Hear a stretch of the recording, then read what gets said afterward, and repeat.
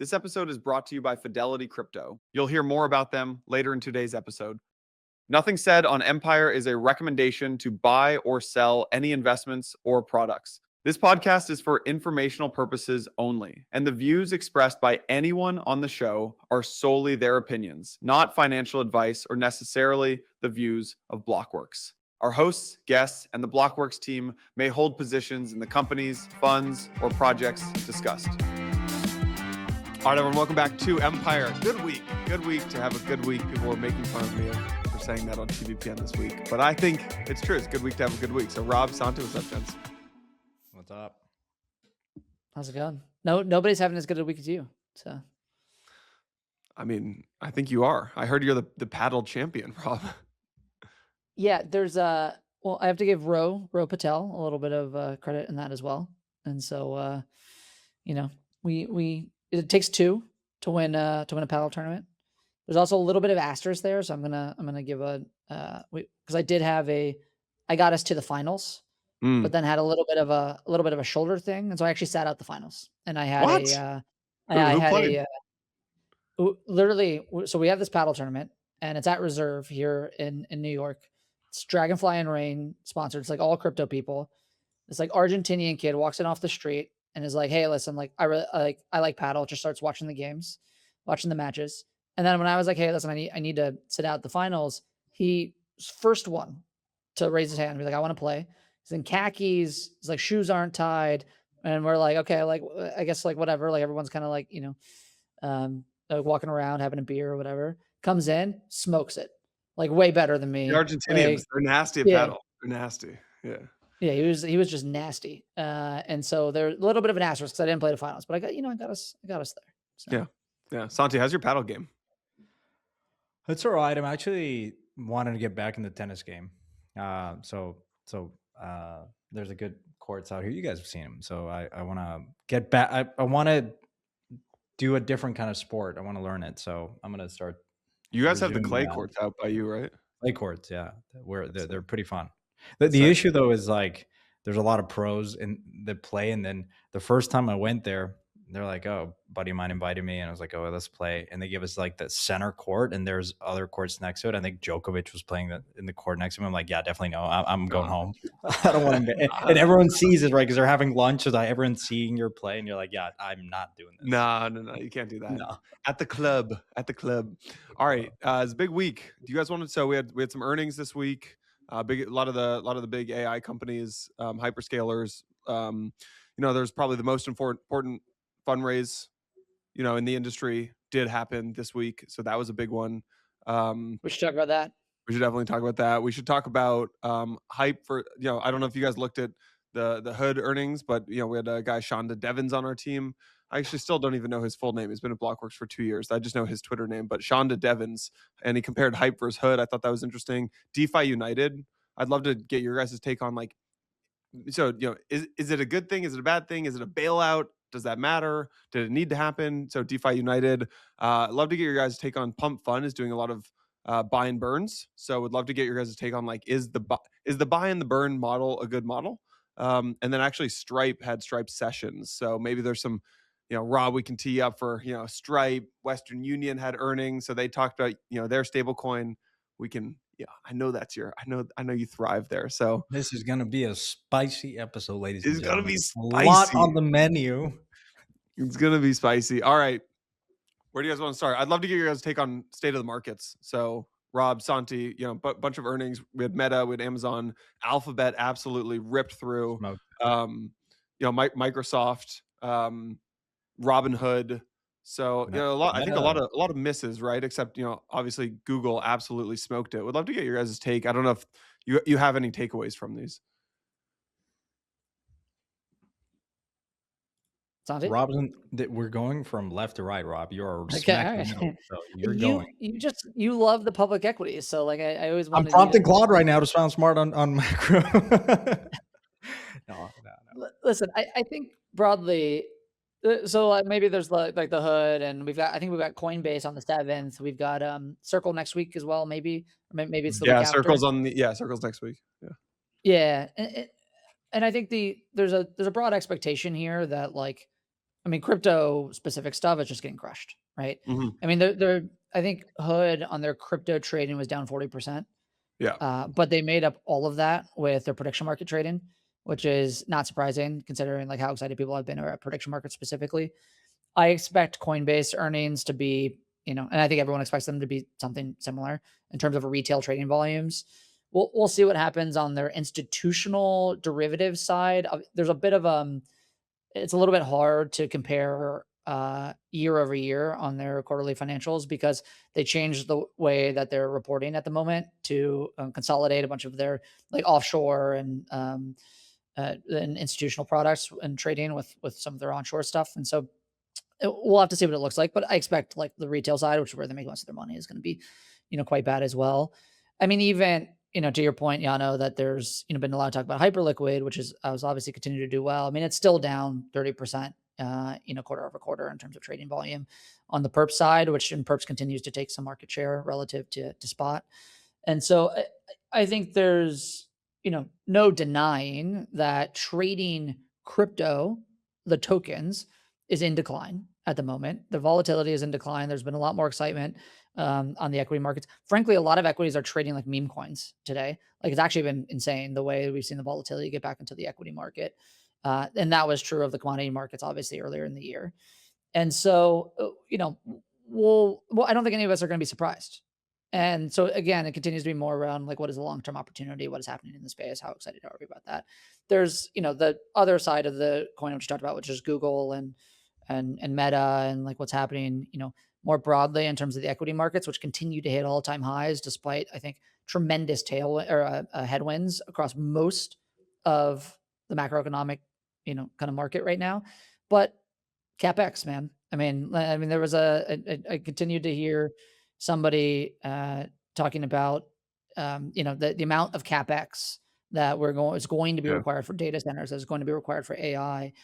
People just still do not understand how much. I mean, you is can probably feel it. I don't know if you guys, internally at Blockworks, we do this survey every 90 days about like AI and stuff like that. So last quarter, it was 81% of the company was on Claude, 19% was on chat. The company has mostly switched since 5.5. The company is mostly back on Codex. And, probably one of the main reasons is Claude feels like it's getting worse. And they just don't, Dario had this, a measured approach to, or I think he called it a disciplined approach to scaling capex.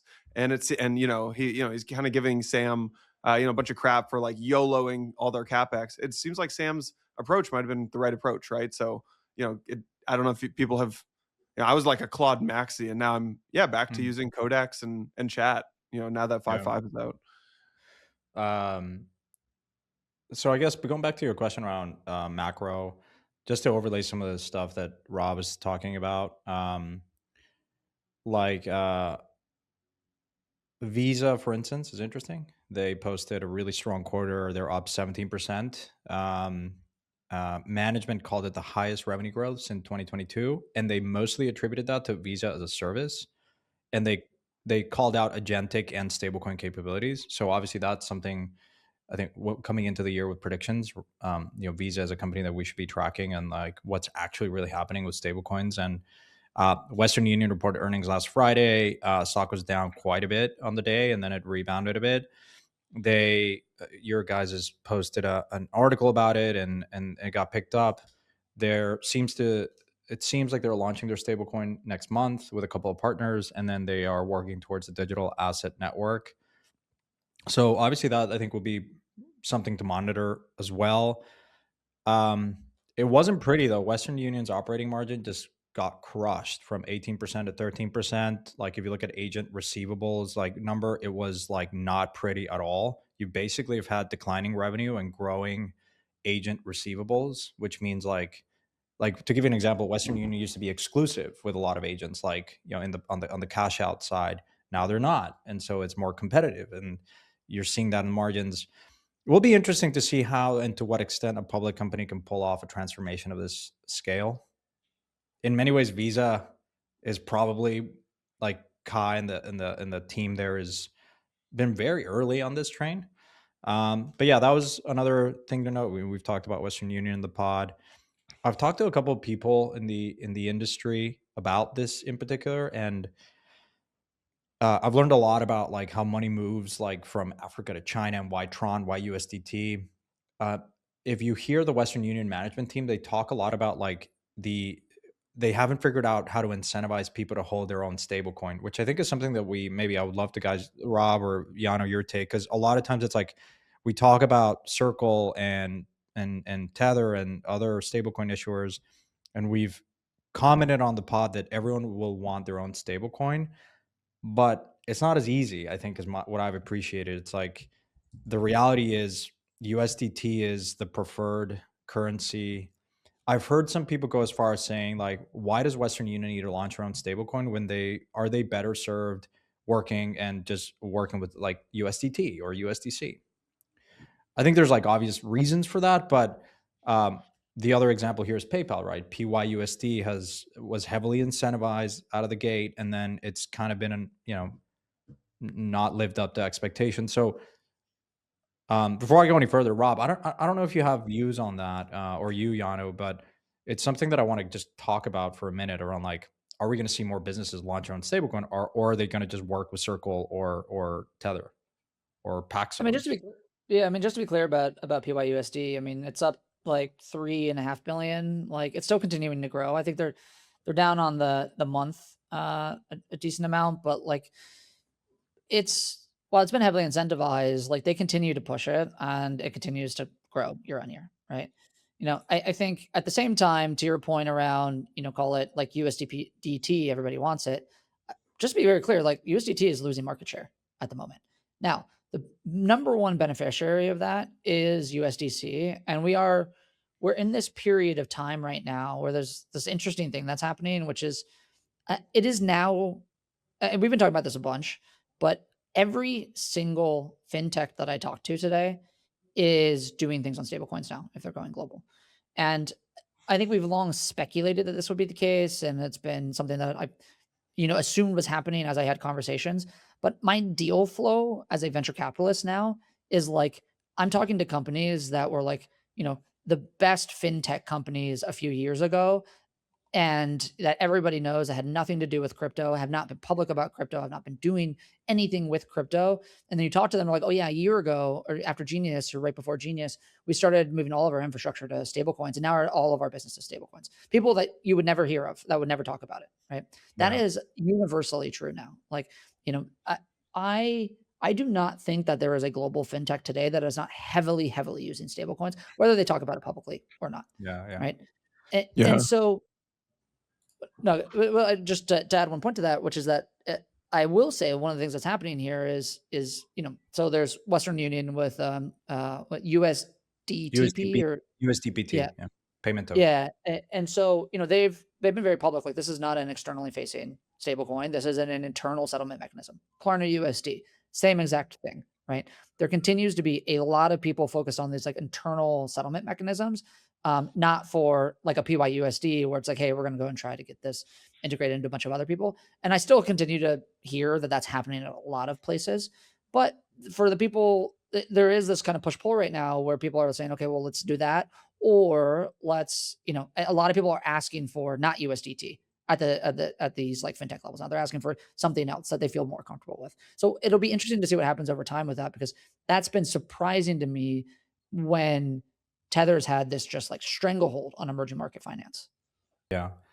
One of the other things to comment is obviously on the CapEx front, like, I mean, earnings this quarter have not rolled over. I mean, we still have like double-digit earnings growth, like on the S&P's posting 13% earnings growth. I mean, that's massive. One last tidbit. But that's still really concentrated, right? Like, it's It's very it's concentrated. it's very concentrated. That's right. The other, which leads me to the last point I wanted to make, which is, I mean, Paul Tudor Jones came out with a really good podcast, Yeah. Invest Like the Best. We've all seen it. He said something that I wanna put front and center, which he said that the stock. He said that this might be it reminded him a lot of the 2000. He's like, I think it's something along like, this is the easiest bear market since 2000.com bubble. And he has the nuance here is that he felt that the stock market was really like most of Americans are really levered on the stock market. And his metric to see that is there has historically been a lot of buybacks of stock. And now, as we're going to have more IPOs, he's like, I don't think we're going to be able to absorb all of that. And that might be the unwinding event in 12 to 18 months. I don't know if I got it right, but yeah, no, I hear you nodding. Yeah. No, I'm nodding to all this. So we can touch on the Paul Tudor Jones episode in a second. There's two things I want to comment on. One is, I think with the stablecoin adoption, you're going to see there's going to be a dichotomy of companies here where you're going to have CEO led companies and founder led companies. It's like, if you go talk to, I have a lot of respect for, did the fireside chat with the Western Union CEO, got dinner with, one of the high up people at PayPal the other night. Like, I think it's, I wouldn't understate how tough it is to move the bureaucracy in these companies. Whereas a founder led company, like we just published this data on WOP today, WHOP, like founder led business, boom, they can pivot in 3 days. Klarna, boom, they can pivot in 2 weeks. It's, so I actually think you'll see two different types of companies here with the stablecoin adoption. I would also say in the earnings, because I know, this is a crypto podcast, like, I don't know if we need to pontificate too much on the hyperscalers, but I wrote down some of the highlights of earnings calls as it relates to crypto. And this was my big takeaway, was how much crypto was mentioned in the earnings calls. So Visa said Visa is positioned as the hyperscaling bridge layer between stablecoins and real world solutions. SoFi said the crypto super cycle. You remember, Susan, we used to talk about the super cycle all the time. You got the SoFi CEO saying the crypto super cycle will transform money movement, positioning SoFi's national bank charter and stablecoin as foundational infrastructure for frictionless global payments. The MasterCard CEO, Michael Maybach, said MasterCard's diversified, future ready, and delivering. Building on our strong foundation, we're advancing agentic commerce with MasterCard Agent Pay and expanding our stablecoin solutions through our acquisition of BVNK. And then you had Vlad from Robinhood, who, no surprise, he's big fan of crypto.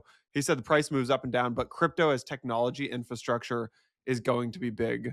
So I don't know. I just, I'm not here to say this company should beat earnings or miss earnings, but like I am pretty blown. It's the most, it's the most I've ever seen CEOs talk about crypto in an earnings season ever in the history. Like, and we're only a couple days into this, right? So I would expect that to be the big trend of this earnings season. And I would just encourage folks to zoom out of like, did they beat? Did they miss? Like, it's really amazing what's happening on these earnings calls, right? Visa card payment volume with Rain and Bridge is up 200% year over year. They have 160 stablecoin linked card programs. They just added support for 5 new blockchains. We haven't even talked about this. One of the biggest, I feel like, least talked about news of the week was Facebook rolled out stablecoins, right? Payouts, yeah, stablecoin payouts in I think it was like Colombia and one other place, and they did it on Polygon and Solana. So there's a lot of really good stuff happening right now. Yeah, I mean, I think to your first point around like how hard it is to move an organization, I do think you have to give a little bit of credit to Western Union for trying. They're launching the Santi's over here gloating because he loves Western Union so much. I like that. I'm getting Yano, you're also in it, right? You're getting a bottle of wine, or we're getting a fancy dinner in November. This is a good thing about being the host. I get paid either way. So I'm joining. Yeah, whoever wins, I'm joining. You're the escrow agent here. Yeah, no, exactly. But listen, they've got the stablecoin launching next month. They've got the Rain card that they're launching, I think around the same time. They've got this, digital asset network that's kind of connecting. They're trying to go outside of the, correspondent banking network, and they're connecting everybody. And to that point, like, Meta, they specifically said it's USDC payouts that they're doing, I think with Stripe on Solana and Polygon. For Visa, the fastest growing part of that business for a while has been their services business, which is like a lot of their software that sits on top. The fastest growing transaction part of that business, or transaction revenue, has been their Visa Direct business. The Visa Direct is their non-bank network settlement, which is they've started to put entirely, or they've tried to push more and more towards stablecoin rails, right? And so the fastest growing parts of Visa right now, and I know it's small, is the stablecoin settlement on their cards and their non-bank settlement network on the Visa Direct side. MasterCard has MasterCard Send doing the same thing. They're also trying to catch up on the stablecoin settlement for the cards directly. we didn't talk about Stripe sessions, which is going on right now, what happened yesterday. Stripe sessions, they're literally only talking about two things right now, which is agentic commerce, like in command line commerce and stablecoins. Literally the only thing they're talking about right now. Visa's talking about the same stuff, almost entirely. Like the market kind of cares about two things right now when it comes to these businesses, and it's stablecoins and it's how are agents going to transact, what type of commerce is going to happen in the age of AI. This episode is brought to you by Fidelity Crypto, a platform built in-house with the same discipline Fidelity applies to everything, so you can invest in crypto confidently. Trade crypto backed by industry-leading security. Get started at fidelity.com/crypto. Crypto is offered by Fidelity Digital Assets NA, is not insured by FDIC or SIPC, and includes risk of complete loss. Fidelity Brokerage Services, LLC, member NYSE, SIPC. Yeah. Can I say something controversial here? Which is... Sure. Please. Absolutely not. Yeah. I guess I'll shut it down. I think, this is going to frustrate, I think, a lot of people listening to this. I think that people are really trying to grapple with in crypto the fact that Stripe's blockchain, and I know this is going to frustrate people, Canton, those two blockchains have been able to get more adoption in 1 year than most chains were able to get in 5. Yeah, I know you're looking at me because of Canton's incentives. No. But how do you define adoption? Because there's not really any flow going through Tempo at the moment. Okay, it's been live for like 6 months. Great headlines. Yeah, I'm not saying they won't do well. All right, well, they've got more. Okay, I mean, how much is flowing through, insert most of the chains except for Solana. Here's a controversial take. There are more stablecoin payments today. Here's a controversial take. There are more stablecoin payments today going through Polygon than any other blockchain. And Stellar. I'm not surprised by that. Polygon has positioned themselves as the payments chain. Is Polygon the chain that gets the least amount of love amongst crypto natives?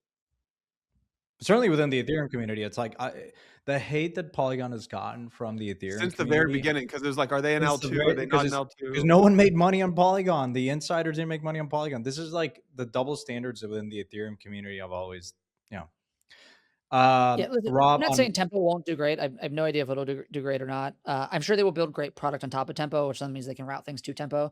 I think most of the headlines they're talking about, they're building cool product. They got a lot of things coming out. Most of the people they're surveying and these kind of partnerships they're talking about are people who are blockchain agnostic, do not care about the blockchain.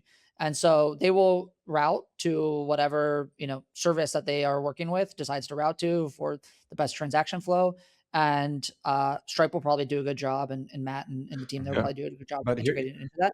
But they're also going to launch on Polygon and Stellar and Solana and Monad and whatever other chain, if it makes sense. So I was I'm gonna share Blockworks data if I may, because I was on a podcast earlier this week, and the protocol revenue is really down, and now the question is more around like stablecoin transfers don't make as much money as meme coin trading.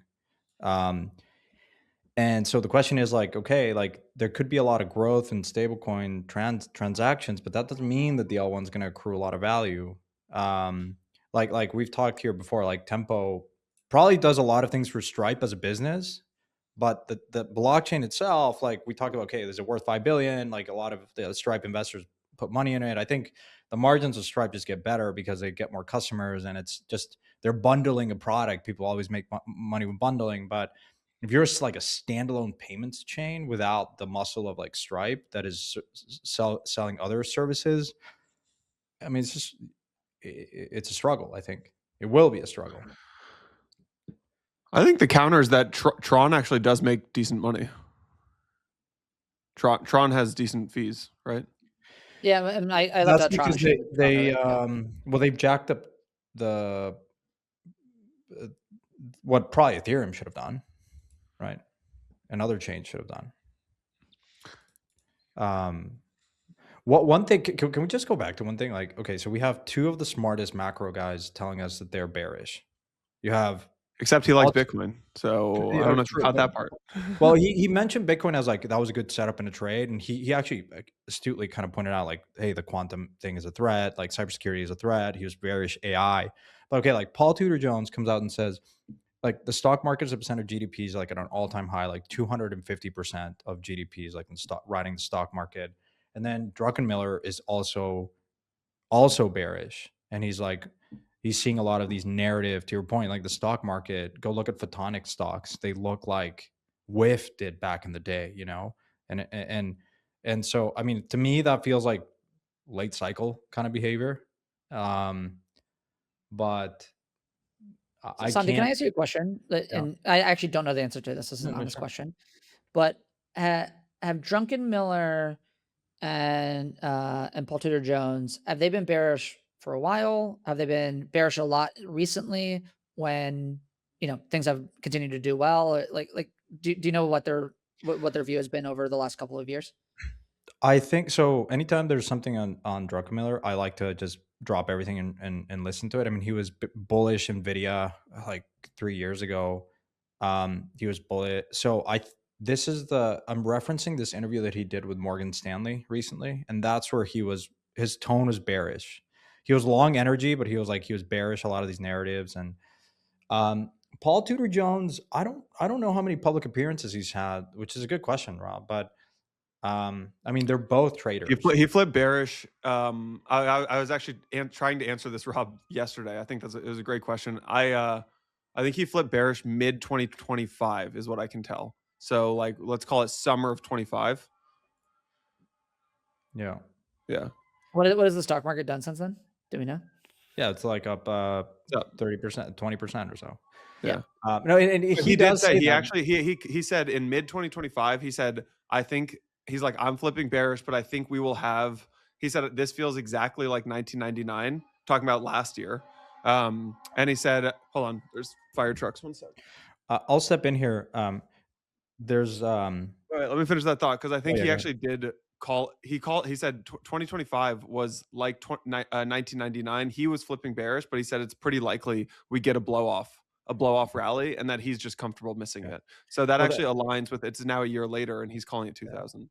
That's what I mean. I think like they're both saying the same thing, which is you're as a trader, as an investor, I don't think you should be positioned to like try to squeeze out 100% of the gains in that cycle, and you should be comfortable more like just clocking 70-80% of the gains and then just protecting principal. Or you could just, and he said it in his interviews, like just be like Warren and just like be long and compound and not do anything. I loved the piece of that podcast where he was talking about Warren Buffett, and he was like, I had such cope about Warren for the longest time, and then like he just keeps compounding. That was great. So then what do you do? Like, I mean, Santi, you're in two camps there. There's the Warren camp and there's the PTJ camp. Like, do you try to time the market or do you not?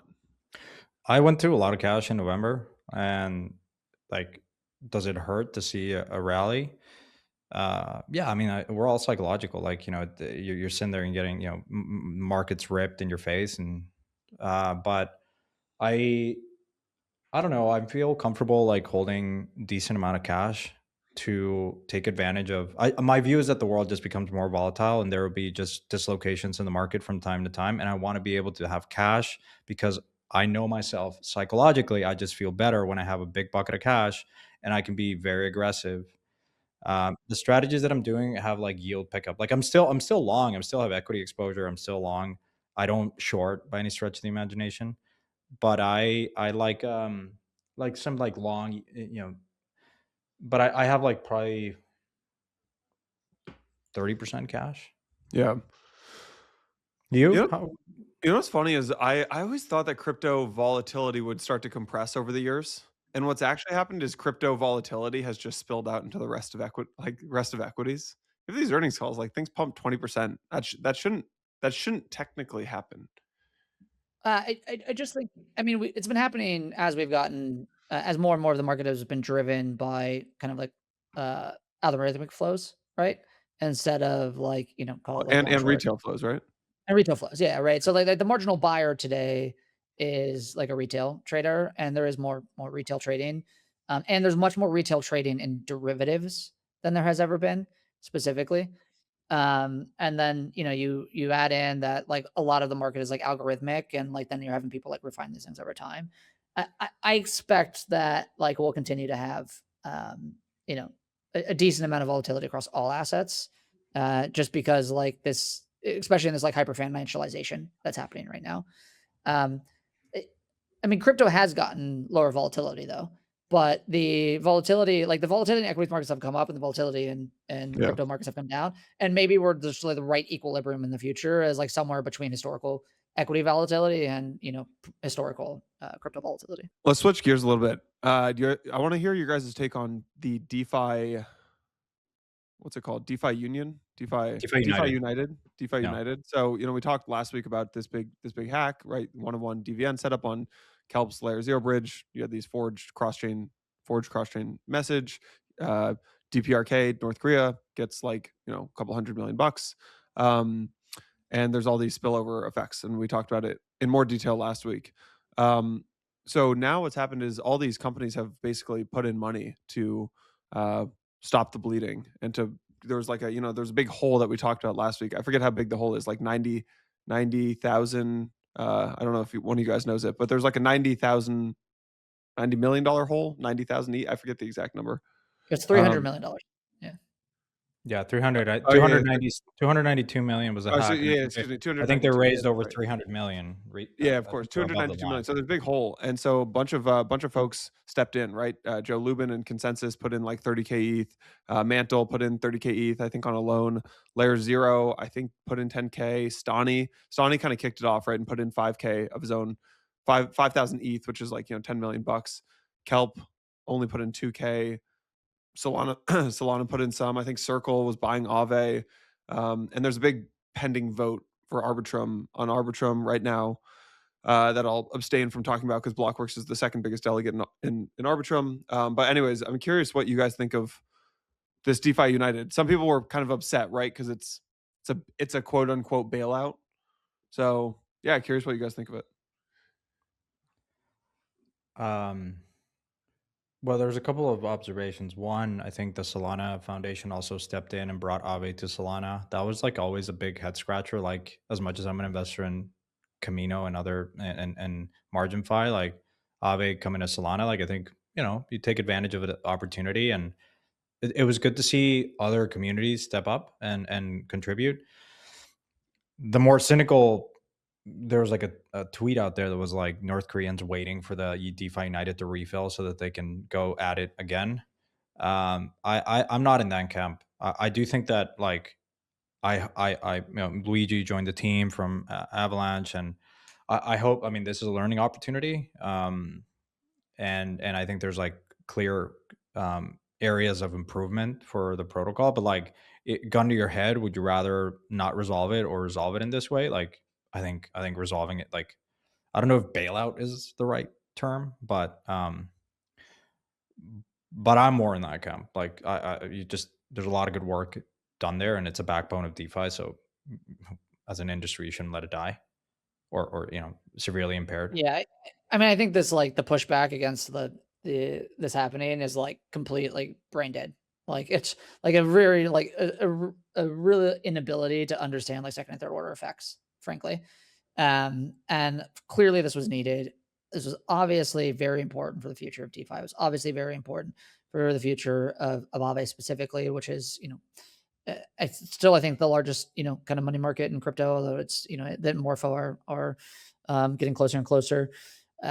It's you know the argument around like, oh, you should just like let things. I mean, there's a lot of people have been talking about like TARP, right? If you remember the global financial crisis, I know that this is similar, and there was a decent amount of people around the global financial crisis. Oh, we should just let the banks go under, and every single one of those people would have been in a food line trying to like get like some handouts if we'd actually done that, right? Like we would have been in a global depression.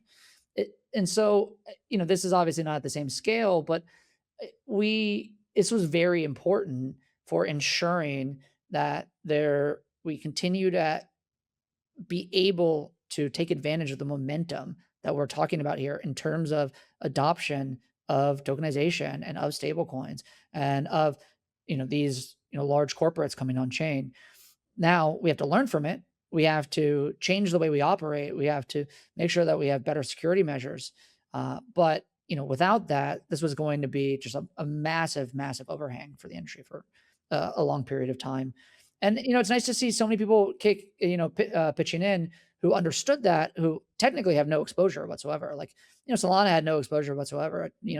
John had no exposure whatsoever. So it's nice to see that that everyone come together. Did And now Circle come back around or no? Didn't they donate a bit? what I think what I saw was they were buying Aave tokens, but they didn't contribute to the fund.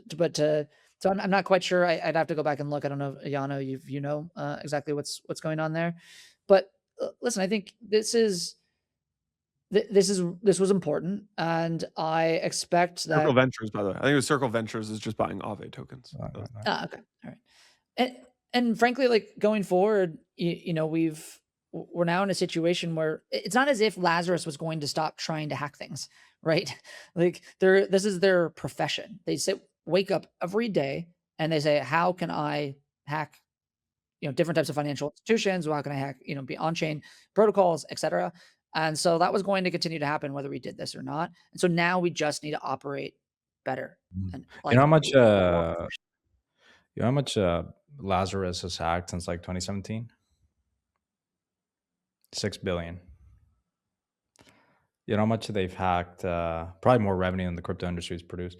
You know how much this year to date, this does not include some of the recovered funds, but year to date, we've had 30 plus incidents, including today, Wasabi Protocol for 5 million. There's been like 770 million of hacks, and roughly for like 3/4, so 76% of all hacks are attributable to this entity, Lazarus, right? Tied to North Korea. So it's I don't know, a lot of people are speculating, but it does feel like there's we are April 30th, and we're already at this pace. We're gonna have the record year in terms of DeFi hacks and total value lost, because historically it's been between 600 and 900 million up to $1 billion. If it continues at this pace, it's alarming. Obviously, things to monitor is, as we bring on guests and conversations, is like, does this actually impact some of the deployments that we've talked about? Does this impact institutions coming? Doesn't seem like that's the case, but what I will tell you is one of the largest funds that has historically been a very, very active, if not the most active on chain, has not been on chain for 2 years in a row. It's just totally out, and they have zero interest to do yield strategies on chain for this reason. They just don't. I spoke with them this week, and they're like, there's no interest. They're doing other CeFi kind of carry trades and like delta neutral strategies, but nothing on chain, and that is pretty damning, to be honest. Probably one of the largest. Like there's zero, and like I haven't touched on chain for the last 2 years. I was like, okay. Well, and is it because of the security or because the yields are too low, or what's the reason? Security. Yeah, because the yields you can always, like, if you're sophisticated and active, you can still clip decent yield on chain. You have to be really on it, and there's still people that do it, but it hasn't been as lucrative, given like the risk reward is just not there, at least not even as we're recording this. I just saw this alert come through. Hundreds of wallets just got drained by the same address on ETH mainnet. Seems like a new live exploit worth flagging. So, is that like a one password, like a password not a password? This is like 3 minutes ago. I'm just seeing this. So we'll say more about it. What is it? I'm literally on Etherscan looking at the funds go out. Funds left my wallet to this address. Not sure what the vulnerability surface is. Others are getting zeroed out as well. Mainnet ETH only. Yeah. So this is, I mean, look, I don't know if it's impacting things right now, but I would say this is a big problem. This would be, I think this is like enemy number one is North Korea and Lazarus right now. And I actually think it's a huge problem. Yeah. I think but look, like, free markets end up solving the problems is my belief. And like, people like there'll be great entrepreneurs and founders who step in and try to solve this problem, and there'll be great capital allocators. Like Rob, I don't know if you guys are getting pitches yet. Like I haven't seen many companies doing this, but like I'm guessing you will start to see companies doing this, like trying to solve some of this stuff. I think there's one called Hypernative, which is like real-time security and threat detection. And I mean, they're Hypernet is a decent company. There was a Series B a couple years ago. yeah, They're very good. Hypernative is a Yeah, good So like there's companies like Hypernative, and then I'm guessing there'll be many more Hypernative-esque companies, and totally. I I don't know. I don't think this is like Fundraising the end, in the right? security market right now is actually picking up a lot, as expected, right? So like all of Yeah, the like security as it companies should. are Yeah. out in market, right? And so like it's very clear that this is a problem that needs to get solved, and people are trying to solve it. You know, I was talking to one of my portfolio companies. We had a board meeting earlier this week, and they, you know, this is not a portfolio company that has ever had a security issue, that has ever had a hack. They're probably one of my most professional portfolio companies in terms of thinking about, um, you know, these like OPSEC and things like that. And they, for a period of time after what happened with Layer Zero, just kind of locked down their protocol and just did a full like 2-day review of every single thing they do, and they've just decided that they are gonna be they're gonna make a bunch of changes, despite the fact that they've, you know, never done anything nearly as reckless as what we've seen for some of these guys happen today. But they're saying, we're gonna even go the 3rd or 4th or 5th extra step because we know that this is happening. We know that people are the attack vectors are widening, and we know that it's getting more sophisticated. And so we're just gonna, you know, do a full scale review, and we're gonna change the way we operate. And one of the things they were doing was they were getting a bunch of kind of real time alerts through Hypernative, and then I saw one of those founders at our paddle event yesterday, and they were telling me, I think we have too many alerts now because I literally get an alert like every minute that like something could be happening, uh, and I can't sleep anymore. Guys, like I haven't slept in 3 weeks. Like Yeah. But I think very clearly this is something that everyone needs to be taking extremely seriously, no matter how seriously you think you are already taking it, right? yeah. Because it is only going to get tougher and tougher and tougher. Take a disciplined approach to crypto investing with Fidelity Crypto, a platform built in-house using over a decade of crypto experience. At Fidelity, you can trade crypto and stocks together, backed by industry-leading security. When you can see your accounts in one place, it's easier to make smarter decisions. Get started at fidelity.com/crypto. Crypto is offered by Fidelity Digital Assets, NA, is not insured by FDIC or SIPC, and includes risk of complete loss. Securities offered by Fidelity Brokerage Services, LLC, member NYSE, SIPC. Let's shift gears a little bit. So Pump.fun just started doing these. So Pump.fun has been buying back their token and burning it, and as part of these token. Okay, so Pump tweeted out the future of Pump. We have burned all of our bought back Pump tokens, which is around $370 million worth of purchases, which is roughly 36% of the circulating supply, in order to gain trust with our community. On top of that, we've initiated a programmatic buyback and burn scheme at 50% of revenue for the next year to instill trust, predictability, and sustainability for the underlying ecosystem, and to remove as much of the supply from circulation as possible. Pump is changing for the better of token holders, the team, and the ecosystem. And Alon followed up that post and said, today's a turning point for Pump. I want to give more context on the bigger picture. Over the past 9 months, 100% of revenue went into buybacks. Basically, no other platform has done this at that scale. However, we received ongoing feedback on the feeling of a lack of trust. I have many thoughts on why that is. And he said, today we're changing that. And he said, why not use 100% of revenue to buy back? He said the short answer is the business simply needs the other 50% to grow. I have thoughts on that too. But yeah, I would love to get your guys' take on this. No, I'm actually interested in your thoughts on that you give us I your think thoughts. yeah, because you know, my perspective is that actually the most interesting thing out of this announcement was the fact that they said, hey, listen, 50% is going to go into growth capital. And I think they specifically talked about the, quote unquote, like big bets and things like M&A. And I think, there's been a lot of discussion online, which is totally correct, which is that like the idea of using 100% of your revenue to like buy back a token just tells people that the product is the token, right? Instead of like growing the business and building new product and trying to find things that people want to use. And so I thought that was actually a very good thing that they did that. But I'm interested in your perspective on like how you think about as a founder whether or not I know you don't have a token, but like how people should be managing the token versus their business. Yeah, I mean, first off, like I think that there was a great piece that there was a great piece on investor relations that a fund, I'm trying to remember the fund's name. It was Runa Digital Assets wrote.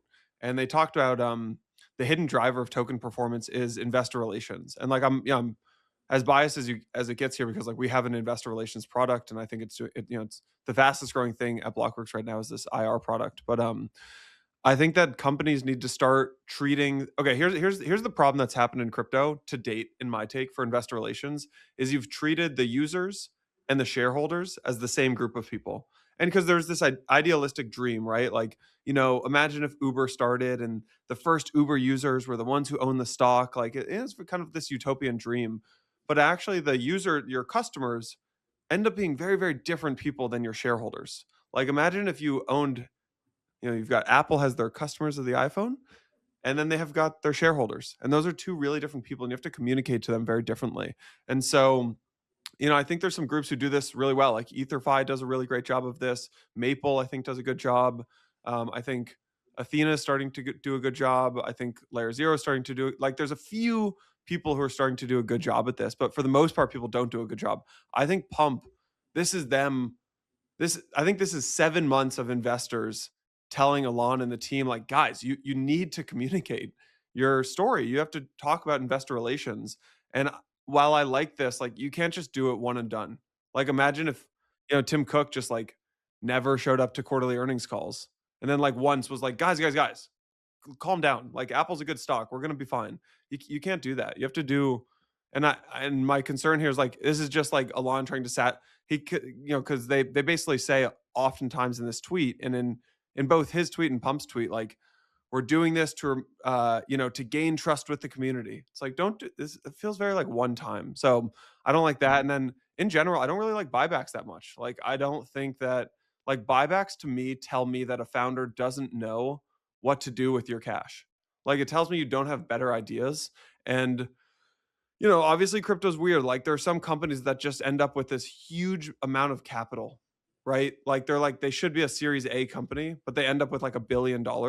So like that, it's a bit of a weird market in that way. Like, a lot of the L1s and L2s ended up with that. But yeah, I just don't think. I think it's oftentimes better used for like R&D or like product development. Now there's a counter, which is if you really genuinely believe that the token or the stock is undervalued, then you should probably buy it. But yeah, I just think it's a lot of money to use to buy back a token to satisfy a very small amount of investors on Twitter who are kind of complaining. They burned over a third of the token, and the token's down. Makes you wonder, like, should they have? It's like, is it even working? Like, is but, that? but I mean, look, it makes you wonder, like, do you need a token for this business? Would they be better buying back these tokens or having Alon do what like most founders do, which is like tweet about the product development and how many users they're getting and like how they're winning the market? Like, Pump is in an amazing place, actually. Like, they have it's the most profitable protocol in they crypto have history. such a sick business and amazing, like, huge market share and like all these users. Like, they're one of the few companies in crypto with like real revenue, real profits, real users, massive market share. But they're just talking about the buybacks. Like, I just don't get that. That's not what I would be doing. Is, I guess. No, just honest question. Like, should Pump have launched a token? Because sometimes, I mean, it goes back to the core of it. Like, what is the role of the token here? Like I guess like run it like an exchange where like you incentivize people to get on the platform and get some discounts on fees. But like, they're running a phenomenal business before that. Like does the token hurt you or help you Like, what is the calculus? Like, is it going to increase like user interest or volume on the platform? I, It's a I bit of an actually unfair. I actually don't hate having a token. But it's, you hear all these public company CEOs and oftentimes the founders, when they go public, they tell their team, we will not focus on the equity price, right? Like, I heard Brian, Armstrong, when they went public, like told the whole Coinbase team that, Bezos famously has like really banged that drum at Amazon. Like, I've heard Toby at Shopify like bang this drum, and obviously it impacts mood and morale, but like, I think as a founder need to show your team that it's about growing revenue and users and the profit and the business and being innovative. And instead, what I think a lot of crypto founders do is they tell their team the whole focus is on the token. And that's what Yeah, yeah. I I just mean, don't like it. I don't think so it's the right strategy. how much did they raise in the was it like in November of last year? They ended up They raising how raised, I much? think, 500 million, right? Or 600 500 million. million. Yeah. And so they now burn back. Here. Here's the ICO stats. So they burned more of that at this point.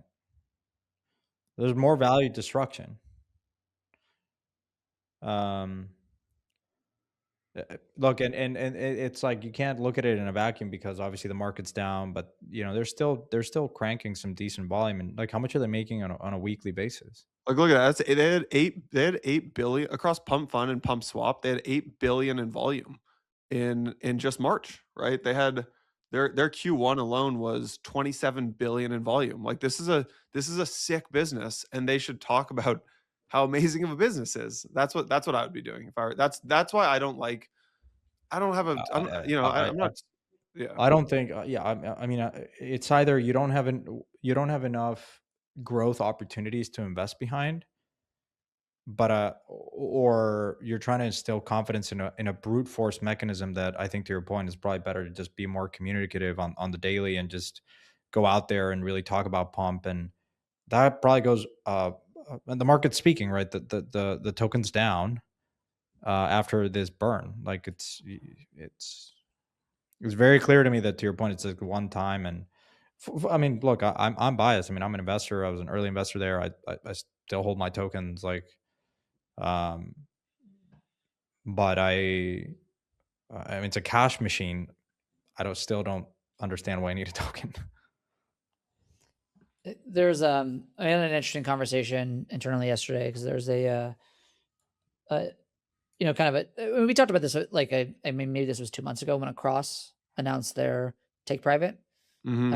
and I had a couple conversations right after that with a bunch of protocols that were considering something similar. And then I talked to another company yesterday where they're just too big to do a take private because it's, public market cap is in the hundreds of millions of dollars. But similar thing where their revenue is just kind of like up and to the right. Their adoption is up and to the right. Their, usage is up and to the right. And the token has been down and to the right. And like has literally not stopped going down for, call it, I think the whole year and I think has halved since the beginning of the year. And I don't believe that this is necessarily like a long-term trend. I do believe that there are reasons to have tokens. I think some of these tokens will do very well. How you design the tokens continues to matter quite a bit. But we certainly are in this point of time where people have forgotten the thing that matters most in markets, which is liquidity. And there is just no liquidity for these tokens at this period of time because of access reasons, interest reasons, and the weight of everything else that has happened in the space.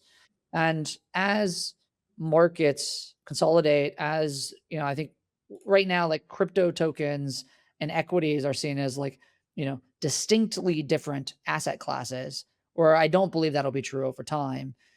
And as people kind of reinvent themselves and reinvent their tokens.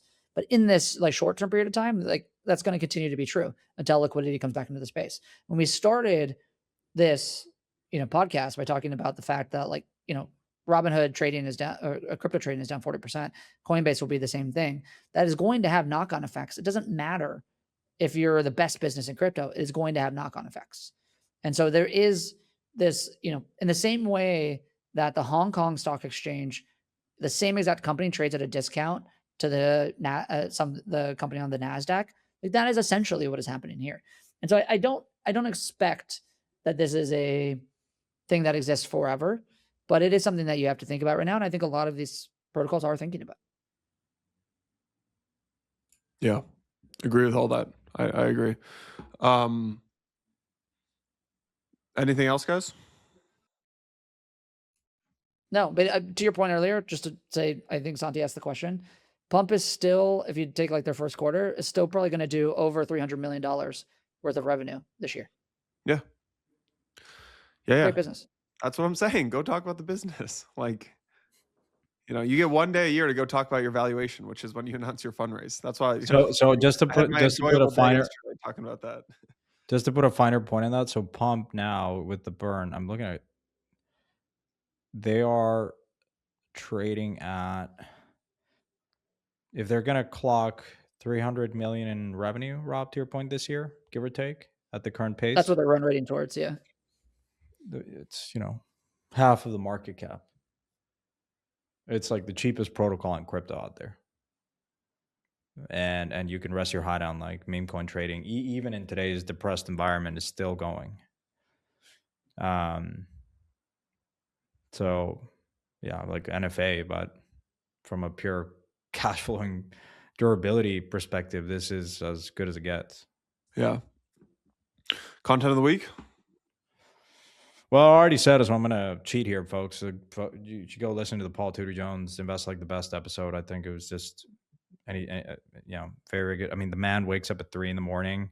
to go see the, Asia market open, works out 2 hours a day, has been doing the same routine for the last 20 years. The man loves the game. Like, he's just out there. Like, it's incredible stamina, incredible, like, just his routine and discipline. Like, and something he said, which is like, he thinks that it's much harder today than it has ever been. And that's something that Drunken Miller also says. Like, I'm like, you would think that like a veteran like me, like trading gets easier, but it's harder and harder. And it's like, there's just this wealth of information and it's really hard to stay on top of it. Whereas 20 years ago, you could have just focused in. So yeah, that's my content of the week. It's really, really good podcast. My content of the week was you on TBPN yesterday. We didn't even, and then we didn't even talk about the Blockworks fundraise. Like, I can't. We talked about the Blockworks rebrand last week. I don't want to turn this into the Blockworks shill thing, but yeah, we raised. You should talk about it. Yeah, we raised around. We just announced it yesterday. We raised at $192 million valuation. Parify and Reciprocal co-led. Good folks participated. Coinbase Ventures, MoonPay, a bunch of other great investors. Rob did not, so I will keep drilling him for that. Just got to beat him on the paddle courts. And what else? I don't know. 20 of our customers invested. Founders and operators from like 20 of our customers. That was cool. That was a good win. And yeah. So can I just say something? Beat me on the paddle courts. Did I dominate you last time we played? You get one. I let you get one. I like you get one. It's like you get one day a year where you can talk about your valuation and talk about, how great the company token is and, the equity value. And then you got to go back to building. It's like, I let you get your one day and then, yeah. So. Well, congratulations. Great team, great business. So, I thought it was great to see that come out and you guys have great investors. So awesome. Yeah, appreciate it. So other than TBPN with you, content of the week, I have pre-bought my tickets for this weekend for Devils Wears Prada 2. So whoa, I'm excited about the first one was a banger. Okay, I love you, Rob. I love you. That's great. People did not give it enough credit. So are you going to night? Not to dox you, or we know where you'll be, but we're not going to say just for security reasons. But you'll be. I love the fact that you pre-bought the tickets. Yeah. You snipe them like you think Devil Wears Prada didn't get enough love? You're saying Devil Wears Prada? Wow, look at it. No, the first one got a 10 of love, but I think people, maybe sleeping on the second one. So I'm just saying, is there a poly market on it? Like box ticket? I went for the poly market on the box office. So look at this. Yeah. Wow. There you go. Wow. How much do you think that costs? I have no idea. You know better than me about AdWords. Google's up 7%, so I think they're printing. Devil Wears Prada 2. All right, that's a good one, Rob. I like it. I can get behind that. I mean, listen, I think all of us listen to the PTJ Invest Like the Best, which was actually the best content of the week. I'm just boring, guys. That's the read. I got one. I just started a new book because mostly for the reason that 6 of my last 6 recommendations were either Invest Like the Best or David Senra, and I just really need to see more interesting and creative than that. So I just started a new book by Jack Weatherford about it's like the book about Genghis Khan. So it's called Genghis Khan and the Making of the Modern World. Oh, yeah, dude, so good. You should read the sequel to that, Mongol Queens, which is no one really knows. Yeah. I saw that. Genghis died. So most of his daughters inherited a big part of the empire. Yeah. So Mike is going through this hardcore history, just like every day, just hours of hardcore history. And then, we talk, basically calls me and we talk about the business, and then we talk about history, nerdy stuff. And he was like, look, one of the interesting episodes, he just got through the Mongol episode of hardcore history. And they were talking about how, this idea of revisionist history, basically, like Genghis Khan was like this horrible human who killed more people than anyone in history until Hitler came along. And, and then at some point we started liking Genghis Khan. So it's and this book was kind of the book that kicked off a lot of the revisionist history, or so this podcast makes the claim. So yeah, I'm excited to read it. Rob, you'll have to let us know. I hope you enjoy the show, man. Well, I mean, the other thing, by the way, what everybody should be watching right now too is NBA playoffs. So who's on the final? Well, it is the first round still. Oh, okay. Yeah. But I went to the Knicks game this week, and they blew out the Hawks. Cavs are up 3-2. 2 teams I care about. So Knicks are up 3-2, right? Yeah, Knicks are up 3-2, and the Cavs are up 3-2. So. Yeah, you're a Cavs fan, right, Rob?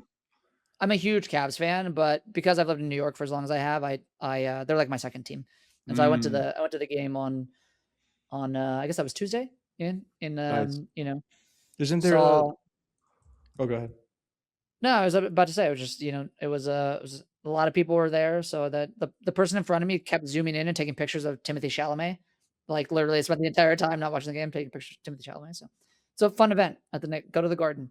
Yeah, Knicks in the playoffs. Knicks in the playoffs is a good time. Yeah. Isn't there a Miami GP this weekend for people that are going to Consensus and stuff like that? Rob, are you going? I'm not going. I'll be at Milken instead. So nice. Right on. All right, folks. That's all we got. I'll be in Miami if you're at Consensus. Say what's up. Cheers, folks. Have a good weekend.